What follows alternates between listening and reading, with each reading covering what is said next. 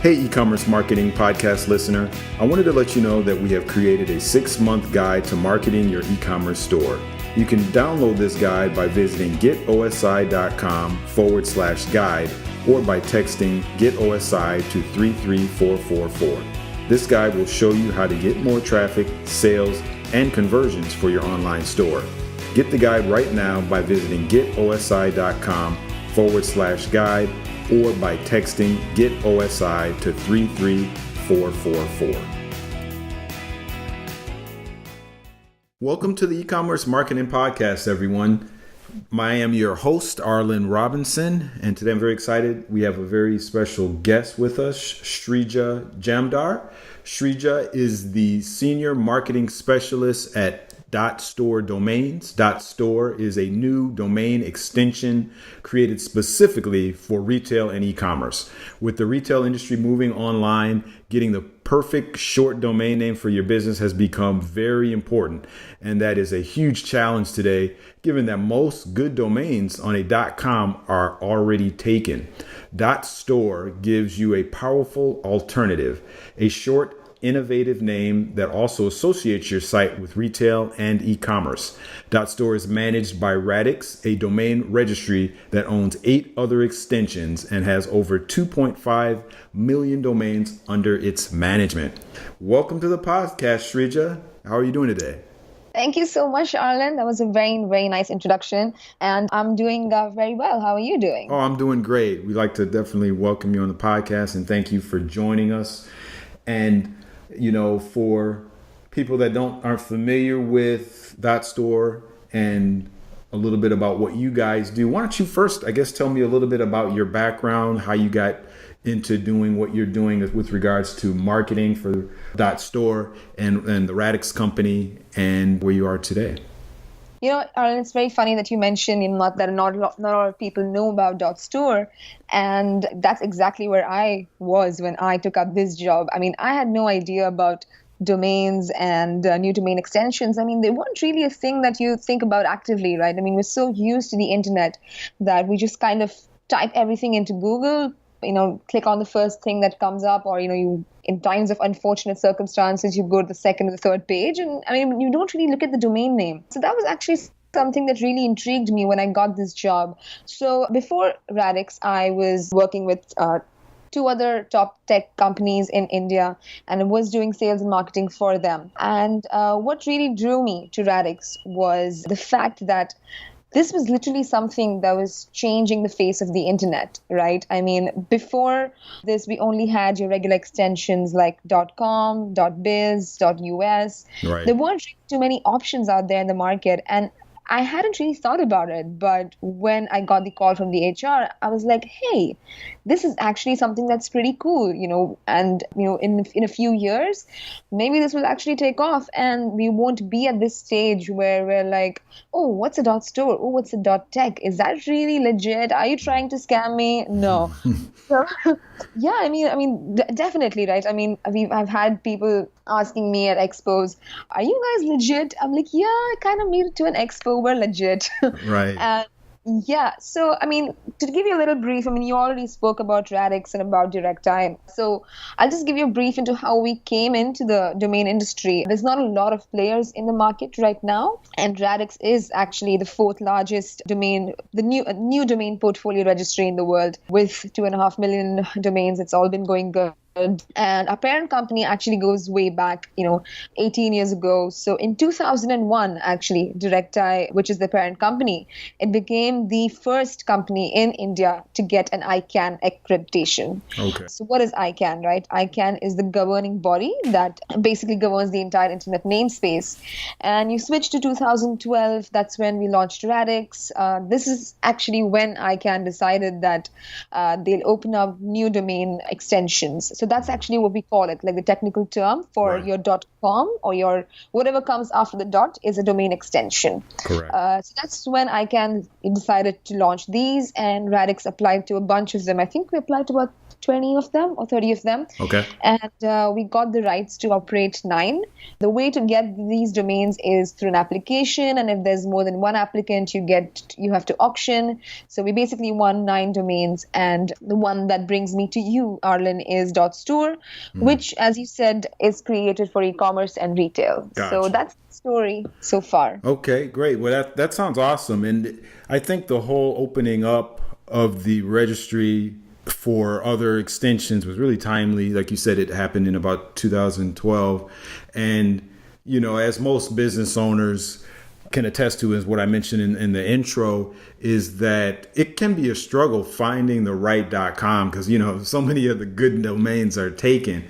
And I mean, we experience that internally here when we're looking to, with OmniStar, when we are looking to launch a new venture, a new website, or put something else out there, it's quite difficult. And, one of the things that I know a lot of businesses deal with is with the limitations of just the .coms, you're kind of limited and you don't want to have something that's too similar to another company. So that's a struggle I know a lot of businesses struggle with. So I think these new extensions are really a great idea, and they're really, I believe, going to catch on, and spread a lot more than they have so far because, they're really, really very timely. So, since most of my listeners and our listeners here today that listen to the podcast are always looking for ways in which to improve their e-commerce business or interested in different e-commerce marketing strategies, how would you say an e-commerce business can really benefit from these new domains? They've probably seen them, they've heard the intro, but they're not quite sure how it can fit into their business. What would you say? So, Arlen, it's funny that you mentioned, that it's been difficult to find a domain name. Since we've been in the industry for so long, we've done a bunch of research, and we've actually found that 65% of the times the domain name check availability, which is, you basically enter a domain name, fails because it's unavailable. It's 65% of the time, and that's a very, very high percentage. That is. And as you rightly mentioned, these new domain names open up a new opportunity, and I'm really happy to be able to give businesses that opportunity because you see a lot of people going with really clunky domain names. Domain names are just not memorable, that are just not, they aren't really brandable as well, and businesses have to go with them because until now we only had .com or we had the country code TLD, which is like your .us or back where we are from, it's .in. So I'll just tell you a bit about how basically these new domains can really help businesses with their branding and with their visibility online. Let's get down to really what a domain name is, right? Okay, so at its basic, it's very core. You remove all the frills. It's your internet address, right? I mean, it's where people find you online. You tell me like, hey, come down 2 blocks south. I mean, I'm not really sure how addresses work in the States, but I'm guessing I've heard a lot of blocks in movies. So I'm just... Yeah, everything is really down to a block. Yeah, go down 1, 2 blocks. It's the same throughout the U.S. Everything is down on a block. That's correct. Yeah, so like 5th Street, 2nd block, I'm guessing. So that's where your address is. And, if you're going to have a really clunky address, no one's going to really remember you, right? Right. The best addresses, at least, back in Bombay as well, are where, the fancy names are. And that's what a domain name also does for you. A domain name is your first brand touch point. It's how your customers find you. It's what you display on your links, on your display bar. That's your first brand touch point, which is what brings me to the first benefit that new domains give you, which is branding. Now, traditionally, you would have had to include the word store, or you would have had to include the word, let's say, tech in your domain name to help people understand what you're doing. But with new domain names, you don't have to do that. So, for example, I'll give you like a real example, right? Emirates is a pretty famous airline, and what they have their Emirates.com, right? Now, without a .store domain name, what they could have done was they could have done the EmiratesStore.com, or they could have done Emirates.com/store or store.emirates.com. It's just pretty long and pretty clunky, and it's not as snappy as an Emirates.store, which is what the company actually uses right now. Okay. So it really helps with creating an online brand, with establishing the fact that this website deals with online shopping. Which brings me to my second point, which is that a store domain name would basically tell people that you're shopping online. On the other hand, a domain name like a .press, for example, would immediately convey that this website has to do with journalism. Say, and then you also have a lot of location-based TLDs, like we have .London, we have .Melbourne, we have .NYC, and these really help with telling your customers where you're based out of. So, for example, let's say Macy's, right? So, say Macy's has a .com, and they see that NYC is one of the biggest online markets. Right. You can just go ahead and get a Macy's.NYC. It's snappy, it's pretty direct, it's relevant, and it makes a lot of sense. So it really I think these new domains, what they really help is to associate your website with what you're doing. Right. Yeah, you were saying something. Yeah, so those are great benefits. I can definitely see how it can really, when somebody sees that .store domain, if you're an e-commerce business, it puts you in that mind frame, okay, this is a store dealing with e-commerce. So yeah, I can definitely see how a brand associating with it can be, beneficial to them in many ways. What do you think are innovative ways that a business can actually promote with these types of domains with regards to, like some of the other advertising? Because I would imagine it still is going to, because we're still kind of in the early days of these new extensions. I believe there's still a little bit of education process. So people are, like you said, don't see it and think, oh, okay, is this really the correct domain? What are some innovative ways that a company can get the word out and kind of express that, okay, this is us, this is our new branding domain? What have you experienced dealing with companies?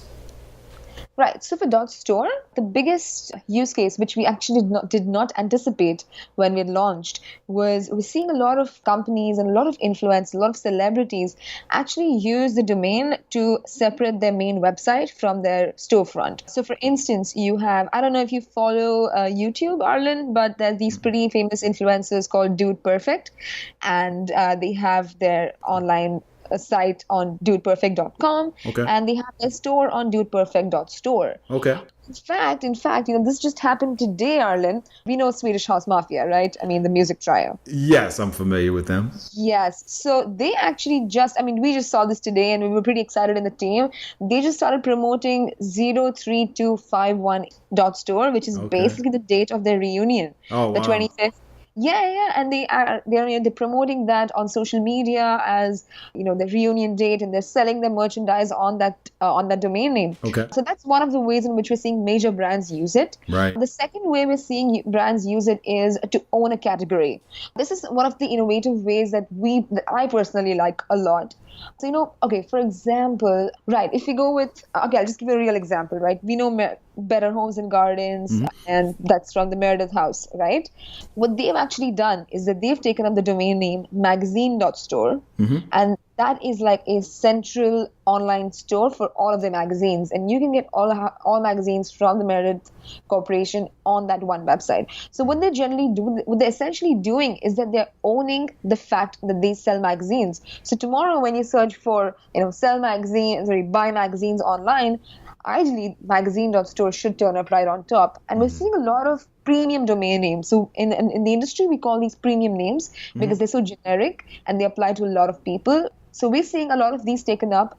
So for example, we had a hoodies.store taken up. We had a t-shirts.store taken up. Okay. So these are some of the examples that, where brands can use them to own a category. Okay. In fact, you can, I'm just thinking off the top of my head right now, you could possibly even buy blackfriday.store and, have your Black Friday sales on that particular domain name. Yeah. Yeah, right? That's definitely a great idea. Yeah, I see what you're saying, where you can actually, a company or a brand can really almost, like you said, own an entire category. So when these extensions are more widely used, then it can be very powerful. I definitely see that.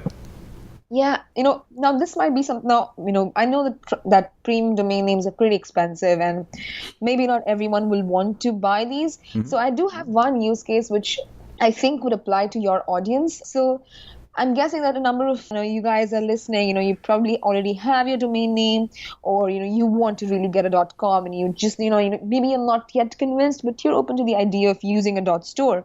So one way we're seeing a lot of uptake is actually in branded links. So what is a branded link, right? So it's basically, for example, you get your own domain name on a .com or a .us, but you use a different domain name, which is like a .store. For example, let's take a name. Let's say Arlen. Arlen, what do you like shoes, Arlen? I do. Okay, so let's say Arlen gets his arlenshoes.com. Mm-hmm. You're trying to promote a particular product page. Okay, so you're trying to promote arlenshoes.com / new collection / like moccasins. And a way that to use branded links is to basically just do arlenshoes.store. Okay. / and then you have moccasins. So it's pretty similar to how you use Bitly. Right. Yeah, I'm so sorry. And we're actually seeing a lot of companies use branded links to promote their new products, or to promote a new promotion that they're carrying on, or to even to promote a special coupon, or to show off a particular product page. So I think that is a relevant use case for someone that wants to just dip their toes in to the new domain industry. Yeah, that's definitely for sure. I can see how, especially even, I was just thinking, for print advertising, because with these new .store domains, you have the flexibility of being able to do things that are a lot shorter because there's more availability. You don't have to add a bunch of other words onto the domain name to find one that's not already registered. So for like a print ad, or even for a radio ad, if you have something short, like you mentioned the example of the Swedish House Mafia, where their domain is their date of their reunion. And, that's something catchy, where if you saw that in, let's say, a print ad, it's something that would stand out. And so, yeah, I can definitely see that being very powerful for business, and as a great way to kind of innovatively stand out from other brands. That totally makes sense. Yeah, in fact, Arlen, you mentioned print ads. I was doing some research on domain names, right when I joined Radix, and I actually saw that in I think last year's NBA. I think it was last year's NBA. A lot of brands were actually using domain names over hashtags to promote themselves. So, to basically, they were using snappy domain names to ensure that, if they're seeing, I think it wasn't the NBA, I think it was the Super Bowl. Yes, I think it was the Super Bowl. And to ensure that people that are seeing the ad don't just see the hashtag, but know where to find the product. Right. So we're actually seeing this interesting shift in the industry, where domain names are now being used as a marketing tool. And I think that, new domains specifically can be really, really helpful here. Yes, yeah, for sure. And I think the main thing is all of these different forms of media and advertising they're kind of merging. And I specifically, if we're talking about the Super Bowl commercials and the ads in the Super Bowl, what a lot of these companies realize is that these days, everybody, of course, has a smartphone. And I think the statistics show that when people are watching TV, and even especially a live event, 9 times out of 10, they have a smartphone in their hand or within like a 2 feet distance from them. And so when people are seeing different commercials, they may zone out because the game is not playing. And then, they'll catch a little bit of a commercial, but they're probably on social media, Facebook, Twitter, maybe they're on the web. And so that's how they understand that people are, in a way, multitasking, where they've got either a laptop or a mobile device with them or nearby. So it's very important to have that company's domain branding apparent in those ads. So, if someone wants to take the next step, find out more about the company or purchase their products, they can easily do that and get to it quickly, with a short domain.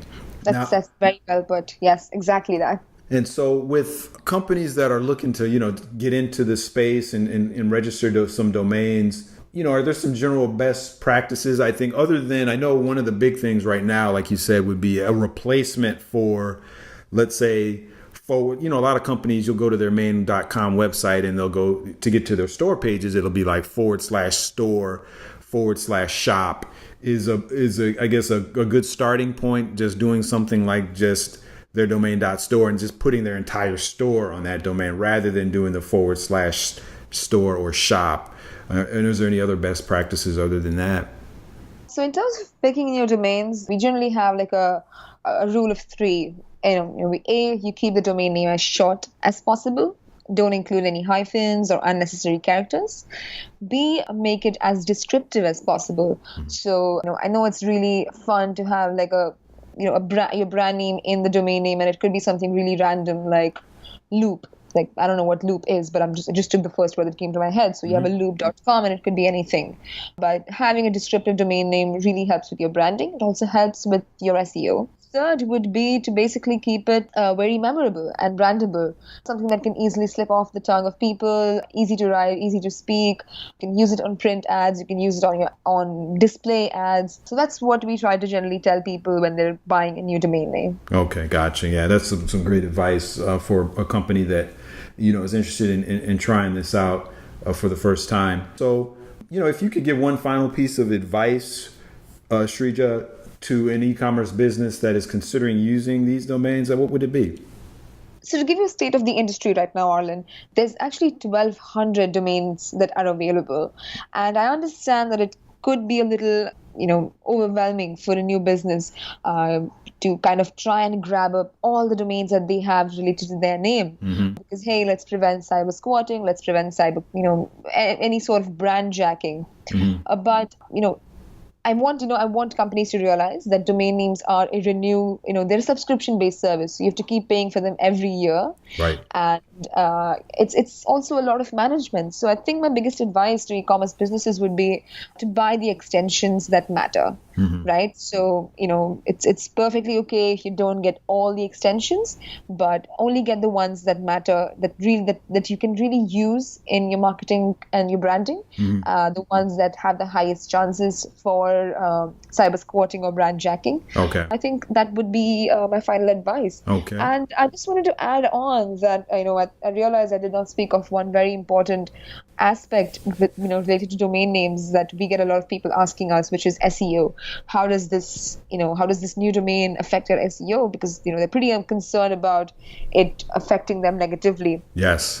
So Google actually had put out a blog a long time ago, I think back in 2012 or 2013, telling people expressly that new domains will be treated the same exact way as a traditional domain would. So in terms of search engine rankings or your indexing, a new domain is not at all going to harm you when it comes to your rankings. In fact, there was this contest that Wix, the website builder, had launched a while ago. It was the SEO Hero Challenge, where they invited participants to create a website that was optimized for the words SEO Hero. Okay. And the winner was basically decided basis, I think, a 4-month period. And the winner was actually on a .tech domain name. It was SEO-hero.tech, and that had the highest SEO of all the entries. So I hope that helps budding e-commerce entrepreneurs kind of rest their fears when it comes to new domains. Sure. Yeah, I'm glad you mentioned that. I was thinking about that as well myself. I really didn't know how Google treats these, and it makes sense. It's just a domain, just like any others. So it really wouldn't make sense for them to treat it any differently. But yeah, it's a good concern, because I know many businesses out there are wondering the same thing. Is it going to hurt them negatively? Is there anything special they need to do with regards to SEO? But you answered that quite well. And one thing that you did mention, and I didn't really realize that, you said there's 1,200 domain possible extensions that you could get. Is that correct? Yes, that was the last now, but I think could have increased or decreased since then. Wow, yeah, so that's a lot. So yeah, you can't possibly, I guess you could get all of them, but it's not necessarily necessary to actually get all of the extensions for your domain. I'm sure most of those would just be sitting unused. Exactly. So it doesn't make sense. It makes sense to just focus on those ones that are important to your business. Well, Shreeja, I definitely appreciate you joining us here on the e-commerce marketing podcast. Your insight and information regarding these new domains, specifically the .store domains, is very insightful. And I would urge our audience to take advantage of this new opportunity in a way to innovatively brand their business with this, because I can see that things are definitely going towards these new extensions.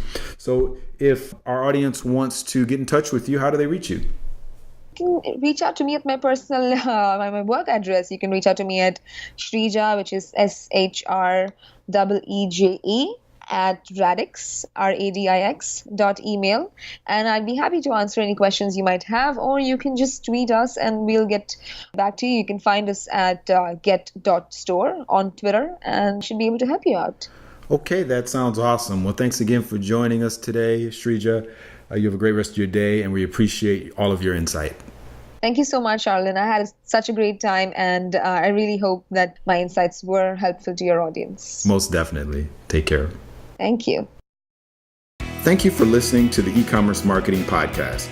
To access eCommerce videos and other resources to help your business grow, please visit getosi.com/videos. Subscribe to us on iTunes by searching for eCommerce Marketing Podcast, and please leave a rating and a review.